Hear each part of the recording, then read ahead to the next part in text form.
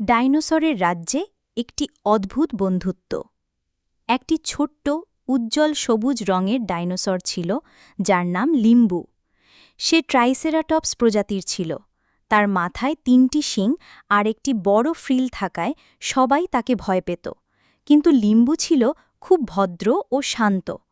তার সবচেয়ে বড় স্বপ্ন ছিল আকাশে উড়তে পারা, যদিও তার ডানা ছিল না। একদিন লিম্বু বনের মধ্যে দিয়ে হাঁটছিল, তখন সে দেখতে পেল একটি ছোট্ট টেরোড্যাকটিল অর্থাৎ উড়ন্ত ডাইনোসর গাছের নিচে আটকে পড়েছে। তার নাম ছিল পিপি। পিপির ডানা আঘাত পেয়েছিল, তাই সে উড়তে পারছিল না। লিম্বু তাকে সাহায্য করল, খাবার এনে দিল এবং তার ডানা সেরে উঠতে সময় দিল। দিন কেটে গেল, পিপি সুস্থ হয়ে উঠল।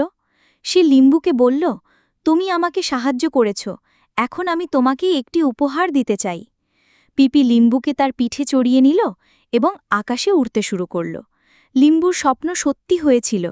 সে আকাশের নীলিমা, মেঘ আর দূরের পাহাড় দেখতে পেল। সেদিন থেকে লিম্বু আর পিপি অবিচ্ছেদ্য বন্ধু হয়ে গেল। তারা একসাথে বনের প্রতিটি কোণ ঘুরে বেড়াত, নতুন নতুন জায়গা আবিষ্কার করত। অন্য ডাইনোসররা অবাক হয়ে দেখত কিভাবে একটি ট্রাইসেরাটপস এবং একটি টেরোড্যাকটিল এত ভালো বন্ধু হতে পারল। গল্পটি ভালো লাগলে অবশ্যই চ্যানেলটি সাবস্ক্রাইব করবেন।